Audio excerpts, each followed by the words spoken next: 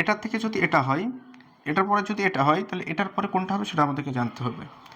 তাহলে এখানে একটা জিনিস ছিল, এই জিনিসটা 1 নম্বরে ছিল, এটা 2 নম্বরে গিয়েছে, এখানে এসে 3 নম্বরে গিয়েছে, তাহলে এখানে এসে 4 নম্বরে আসবে, মানে এই ছবিটা এখানে চলে আসবে। এটা তো দেখে বোঝা যাচ্ছে, ঠিক আছে। এটা 2 নম্বরে ছিল, 3 নম্বরে এসছে, এখানে 4 নম্বর চলে আসছে, তাহলে এই ছবিটা এর উপরে চলে যাবে। আচ্ছা, তারপরে কি হচ্ছে যে তারপরে এই ছবিটা এখানে ছিল, পরে এখানে এসছে, পরে এখানে এসছে, তারপর পরে এখানে চলে আসবে, আর বাদ বাকি রয়েছে এটা। তাহলে এটাই আমাদের সঠিক অ্যান্সার। এটা WBSSC গ্রুপ ডি পরীক্ষায় এসেছিল। আরেকটা কোশ্চেন যেটা WBSSC গ্রুপ ডিতে এসেছিল, সেটা বলছে যে একজন মহিলা একটা পুরুষের দিকে ইঙ্গিত করে বলছে কি, তার মা আমার মায়ের কন্যা।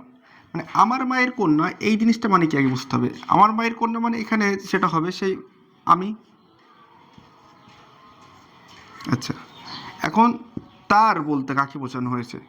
তার বলতে সেই লোকটাকে বোঝানো হয়েছে। এখন তার মা,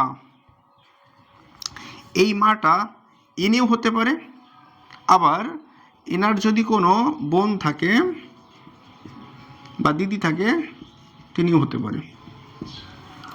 এখানে যদি বলতো একমাত্র কন্যা, তাহলে এখানে সঠিক উত্তর হতো মা।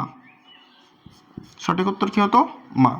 এখানে যেহেতু একমাত্র বলেনি, এখানে বলেছে কি তার মা, সে তার মা এটাও হতে পারে, বা এই মহিলাটা যদি কোনো বোন বা দিদি থাকে সেও হতে পারে, সীমাও হতে পারে।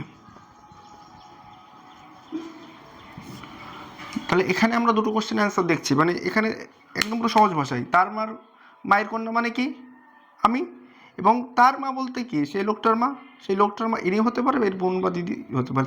আমরা WBSSC গ্রুপ ডি পরীক্ষার সমস্ত প্রশ্নের অঙ্ক এবং রিজনিং সলিউশন করেছি। কেউ যদি না দেখে থাকেন, অবশ্যই আমাদের প্লে লিস্ট আছে, এবং সেখানে আমরা শুধু WBSSC গ্রুপ সিডি না, এবং বিগত যতগুলো চাকরির পরীক্ষা হয়ে গেছে, WBPM, KP কনস্টেবল, সমস্ত পরীক্ষার প্রশ্নগুলো সলিউশন করেছি, সেখানে দেখে আসতে পারো।